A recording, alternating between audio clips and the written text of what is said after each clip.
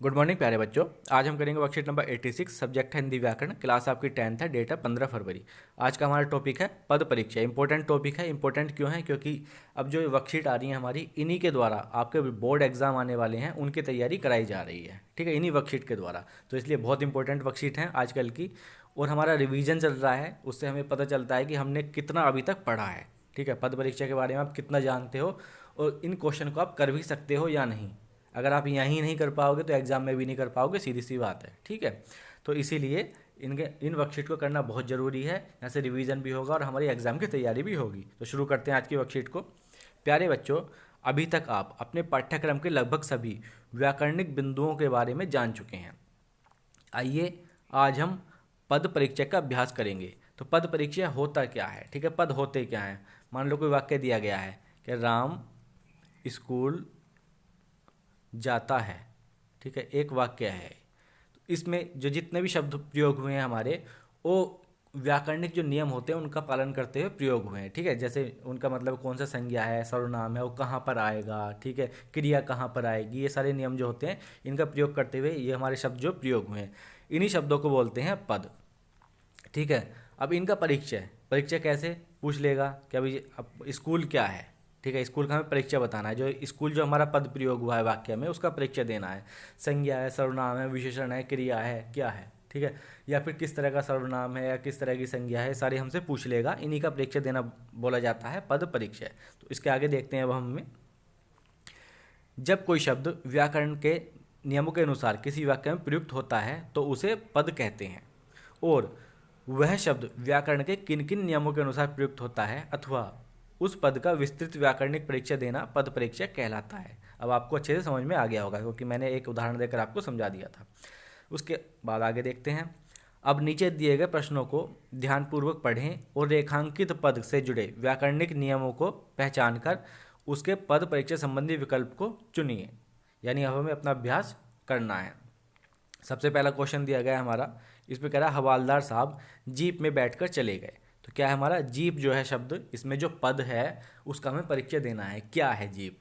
ठीक है, संज्ञा है, सर्वनाम है, किस तरह की संज्ञा है, या फिर विशेषण है तो किस तरह का विशेषण है, सर्वनाम है तो किस तरह का सर्वनाम है, हमें ये सब इसका परीक्षा देना है। तो हम यहाँ पर विकल्प दिए गए हैं 4, इन्हीं में से इसका उत्तर देना है। सबसे पहले जीप जो शब्द है, सबको पता होना चाहिए, एक संज्ञा शब्द है। ठीक है, संज्ञा है, किस तरह की संज्ञा है? जातिवाचक संज्ञा है। जातिवाचक में एक वचन है या बहुवचन है, तो जीप यहाँ पर एक वचन है।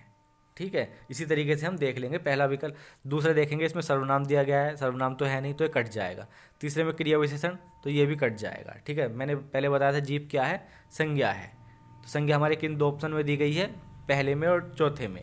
उसके बाद जातिवाचक संज्ञा है, तो पहले में भी जातिवाचक दी गई है हमारा, चौथे में भी जातिवाचक संज्ञा दी गई है। उसके आगे देखेंगे, नेक्स्ट दिया गया है पहले वाले ऑप्शन में बहुवचन है, फोर्थ में दिया गया है एक वचन है। तो जीप यहाँ पर क्या है, एक वचन है। ठीक है, तो क्या हो जाएगा हमारा, ये वाला ठीक हो जाएगा, ये गलत हो जाएगा। तो कौन सा ऑप्शन बचा हमारा, केवल फोर्थ ऑप्शन इसका हमारा आंसर बच जाएगा। इस तरीके से हम अपने एग्जाम के अंदर भी इन्हें बहुत आसानी से सोल्व कर सकते हैं। उसके बाद भी अगर चाहें तो चेक कर सकते हैं। पहले वाले में हमारा दिया हुआ था इसमें पुल्लिंग है, लेकिन क्या है, जीप स्त्रीलिंग है। ठीक है, स्त्रीलिंग जो इसका हम प्रोनाउंस करेंगे तो वो क्या होती है, स्त्रीलिंग होती है। तो क्या हो जाएगा इसका हमारे यहाँ से फोर्थ आंसर ठीक हो जाएगा। होप सो आपको समझ में आया होगा किस तरीके से हम ऑब्जेक्टिव क्वेश्चन को करते हैं, एलिमिनेट करके। एलिमिनेट मतलब कैंसिल करके, क्या ये तो नहीं हो सकता। इसी तरीके से हम बाकी के क्वेश्चन को भी आगे वाले को हम करेंगे। नेक्स्ट क्वेश्चन है, बाल गोविंद भगत का संगीत जाग रहा है। तो इसमें हमें जाग जो पद है हमारा, उसका परीक्षा देना है। जाग है क्या? सबसे पहली बात, जाग रहा है यानी क्रिया है। ठीक है, जागना क्या होती है, क्रिया होती है। सबसे पहले हमें पता चल गया ये क्या है, एक क्रिया है। तो देख लेते हैं हमारे ऑप्शन कौन कौन से ऑप्शन एलिमिनेट हो सकते हैं। पहले में क्रिया दिया गया है, बिल्कुल सही हो सकता है। दूसरे में क्रिया दिया गया है, ये भी सही हो सकता है। तीसरे में क्रिया विशेषण दिया गया है, तो ये नहीं हो सकता। ठीक है, क्या है हमारा, ये जागना क्या होती है, क्रिया होती है। उसके बाद पुरुषवाचक सर्वनाम, ये भी नहीं हो सकता। क्यों नहीं हो सकता? क्योंकि हमने देख लिया जागना एक क्रिया होती है। तो हमारे पहले 2 ऑप्शन में से ही कोई सा ऑप्शन ठीक होगा। लास्ट वाले 2 जो है हमारे वो कैंसिल हो चुके हैं। उसके बाद बाल गोविंद भगत का संगीत जाग रहा है।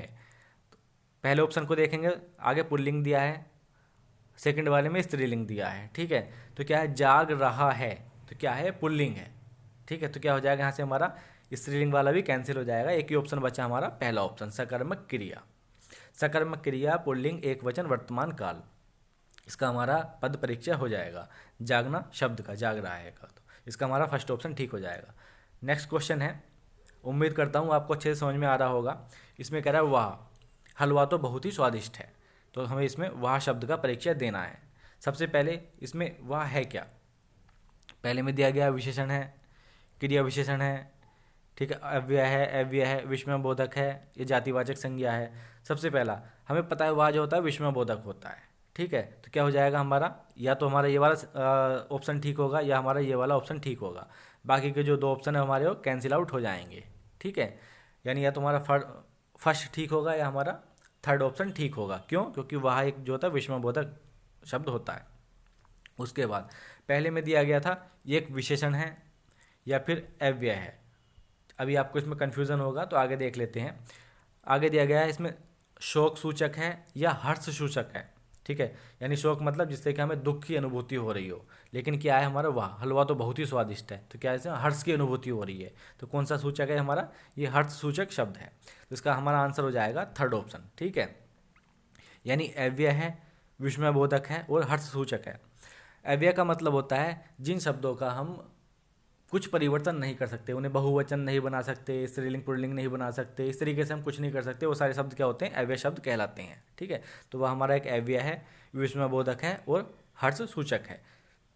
इसका से हमारा थर्ड ऑप्शन ठीक हो जाएगा। नेक्स्ट क्वेश्चन, नेक्स्ट है हमारा हम विद्यालय जाते हैं। इसमें जो हम पद दिया गया है इसका हमें परिचय देना है।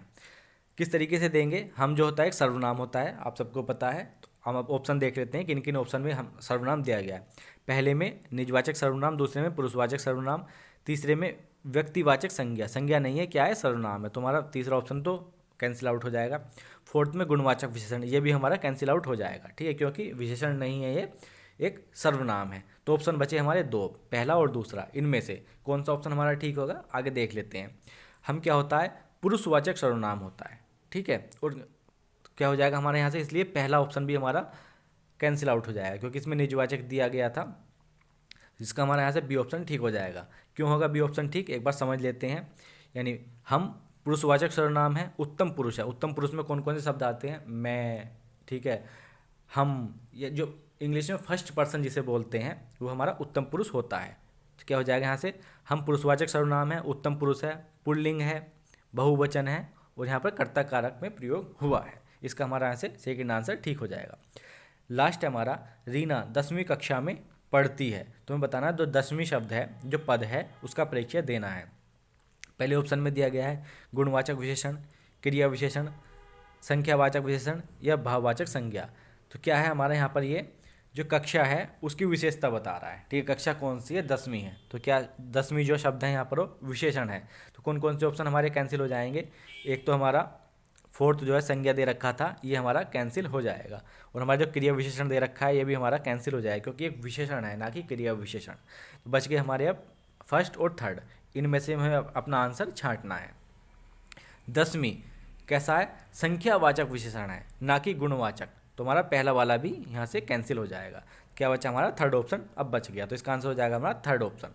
10वीं जो है क्या है, संख्यावाचक विशेषण है, स्त्रीलिंग है, एक वचन है और हमारा कक्षा इसका विशेष्य है। विशेष्य का मतलब होता है जिसकी विशेषता बताई जा रही है, ठीक है, वो शब्द हमारा विशेष्य कहा जाता है। तो यहाँ पर क्या है, कक्षा की विशेषता बताई जा रही है, कक्षा कौन सी कक्षा, 10वीं कक्षा, तो इसका आंसर हो जाएगा हमारा थर्ड ऑप्शन। तो आज की हमारी वर्कशीट थी, बहुत आसान सी वर्कशीट थी वैसे तो, जिसने भी हमारी जब वर्कशीट चैप्टर चल रहे थे अगर उस समय अच्छे ध्यान से पढ़ा होगा जिस बच्चे ने भी, वो आसानी से इनके आंसर कर सकता है। आपको वीडियो कैसी लगी कमेंट करके ज़रूर बताना, और अच्छी लगी तो वीडियो को लाइक भी करना और शेयर भी करना। Thank you, thanks a lot.